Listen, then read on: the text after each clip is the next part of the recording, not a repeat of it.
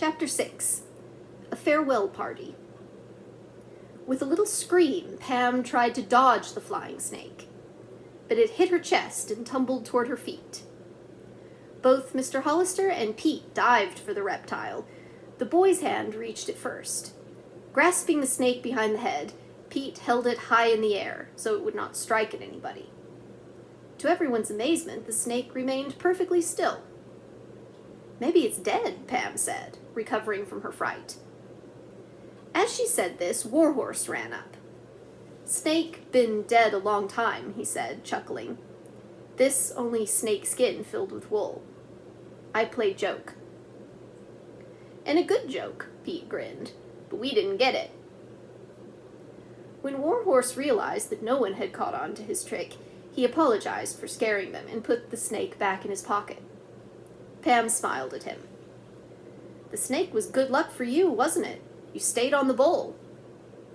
"Serpent always friend of Indian," Warhorse replied. "Do Indians also have bad luck signs?" Pam asked. This question changed the smile of the rodeo rider to a frown. "Indians not like to talk about bad luck," he said, shaking his head. "Like to be happy."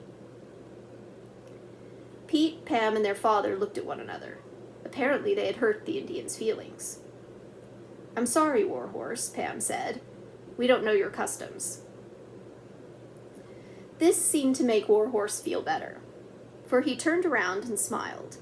"You are nice children. I tell you story about Yumatun bad luck. They probably hear owl." The children looked puzzled. "Owl?" they asked. "Owl hoot. Bring Indians bad luck," Warhorse said. "Indian not like to hear owl." Then, as the Hollisters listened eagerly, he told them how a small branch of the Yumatun tribe, called the Turquoise clan, had been digging gems in their mine at Pilar Punta many years before. Suddenly an owl had hooted, and the next moment a landslide had buried the mine and all the people inside it. "Didn't any of them get out alive?" Pete asked. "No." "That was terrible," Pam sympathized. Warhorse nodded. "Owl, bad bird. Always unlucky to Indians." "Do you know where the Turquoise Mine was located?" Pete asked excitedly. Warhorse thought for a moment before he replied. "Old man tell Pilar Punta in straight line toward rising sun, from twin caves." "What does that mean?" Pete questioned. "I not know. Nobody knows. Many caves and canyons in Pueblo land. All look alike." At this moment, the Indian was called to the judges' stand to receive his prize for the bull riding contest. As the Hollisters left the field, Pam said excitedly, "That was a wonderful clue to the mine, wasn't it? If we can find the twin caves and walk directly east, we might find the lost turquoise mine." "But first we'll have to find the twin caves," her father laughed. When they arrived home, the other children and Mrs. Hollister listened eagerly to this latest bit of news about the land of the Yumatuns. "Let's fly out there right away and find the brother and sister caves," Sue proposed. The others laughed, and Pam teased her, "Maybe they're twin girls or twin boys." "No," said Sue firmly. "They're a boy cave and a girl cave." The little girl looked off into space. "One's a little higher than the other and fatter. That's the boy." Sue's family always enjoyed her imagination, and now coaxed her to tell them more about the caves. She was just in the middle of a story about how 2 pieces of turquoise came to life and rolled all the way to the Hollister house to see her when the telephone rang. Pete answered it and called his father. "It's the airline office," he said. The whole family stopped talking and waited for his report about reservations to New Mexico. He was gone only a minute and came back smiling. "We leave at 2:00 Friday," he said. The children shouted in glee, and the girls hugged their father. "That's sure super, Dad," Pete said, and Ricky picked up a pillow and threw it in the air. When the excitement died down a bit, Ricky and Holly decided to play an airplane game. They ran upstairs to get 2 model jets. Racing to the backyard, they wound them and let the toys go. The plane zoomed over the lake and back again. "Mine's going to stay up longest," Ricky cried gleefully as Holly's plane started to come down. But just then Ricky's nosedived after his sister's. "Oh," she cried, "they've hit!" The planes locked and fell to the ground. "My plane's ruined," Holly exclaimed. "Why did you have to bump into me?" "Wasn't my fault," Ricky said. "And look at my plane, one wing's broken off." "Well, let's mend them," Holly sighed, and they spent the next hour before supper gluing the toys. During this time, Pam helped her mother and talked over what they might do with their pets while the family was away. Maybe Jeff and Ann Hunter would take care of Zip and White Nose and her kittens, Pam said. "Suppose you ask them," Mrs. Hollister suggested. "I'll leave it to you."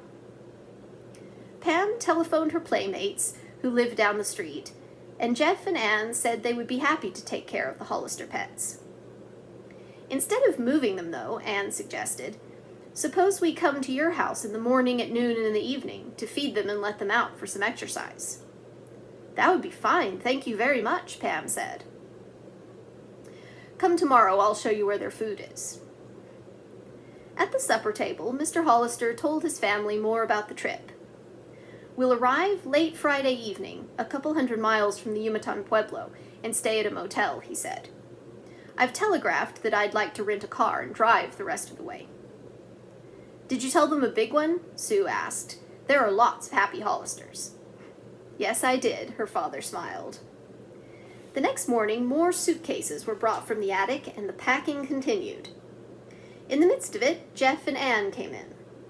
Jeff, who was 8 years old, was a smiling boy with dark hair and blue eyes. His sister was 10. She had gray eyes, dark hair which hung in ringlets, and cute dimples. After Pam showed them where the cans of food and boxes of biscuits were for the Hollister pets, Ann said, "We want you all to come to a going-away party at our house tomorrow." "Oh, thank you," Pam said. "We'll be there. What time?" 11 o'clock, Jeff answered. "It's for lunch, just before you leave on your trip." "Oh, that's sweet of you," said Pam. The next day, the 5 Hollister children, dressed in their traveling clothes, walked over to the Hunters. How lovely their yard looked. 2 picnic tables had been placed end to end beneath a big apple tree. The table was covered with a happy cloth, on which stood big platters of tasty-looking sandwiches and dishes of candy and peanuts. Ricky wanted to nibble on the nuts right away, but Pam warned him that he must wait until the Hunters started to eat. Other guests began to arrive. 12-year-old Dave Meade came first, holding something behind his back. He hid it under one of the benches before coming to greet the other children. Dave was a good-natured boy and Pete's best friend. He had straight hair, and one lock always seemed to slip down over his left eye. Donna Martin was the next one to skip into the yard. She was Holly's special playmate, and was 7 years old. Donna had brown eyes, and she wore her brown hair in braids. Mrs. Hunter glanced at her wristwatch and said, "We have one more guest still to come." And to herself she added, "I do hope he behaves himself."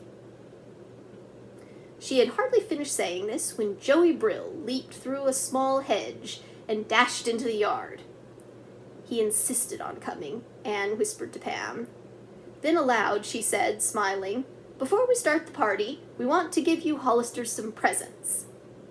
Like magic, the other guests produced gifts they had brought. Sue received hers first, a small locket from Donna Martin, with a place for 2 pictures. "If you see some nice Indians, you can put their pictures in here," Donna explained. "Oh, thank you," said Sue. Ricky's gifts were from Jeff Hunter. There were 2 of them, one a ball, and the other a big red balloon, with Indians on horseback painted on it. "This is swell," Ricky exclaimed. Dave Meade handed Pete a combination compass and jackknife. Holly was very pleased to get a pair of tiny binoculars from Anne. She could use them to look out the window of the airplane. Now only Pam was without a gift. All eyes turned to Joey Brill. Did he have one for her? Instead of handing over a package, Joey walked up to Pam, his hands behind his back. "Here's a real surprise for you," he grinned, extending his arm and dropping something into the pocket of her dress. The next moment, the girl shrieked. Her present was wiggling around in her pocket. "Joey," she cried, What is it?" Pam looked down. Over the edge of her pocket peeped a tiny white mouse, his pink nose quivering. "Oh my goodness," she cried. "It won't hurt you," Joey grinned. "It's tame." Pam scooped up the mouse in her hands. "Just the same, you better take it back," she said. After the party, the Hollister children hurried home. Indy was waiting to take the family to the airport and urged that they hurry. There was not a minute to lose, he said. Everyone who had been at the Hunters came to see the Hollisters off. They watched as one suitcase after another was piled into the station wagon. Suddenly, a mischievous gleam came into Joey Brill's eyes. Grabbing one of the smaller bags, he ran down the street with it. "Stop that! It's mine!" cried Holly, racing after Joey. Pete, too, took off after Joey. Halfway down the block, the mean boy realized that the others would certainly catch him. With a toss, he threw the suitcase into the street. The bump broke it open, and all of Holly's clothes spilled out on the pavement. "Oh, they're ruined!" Holly cried out. "Pete, help me pick them up." "We'll miss our plane," her brother said, worried.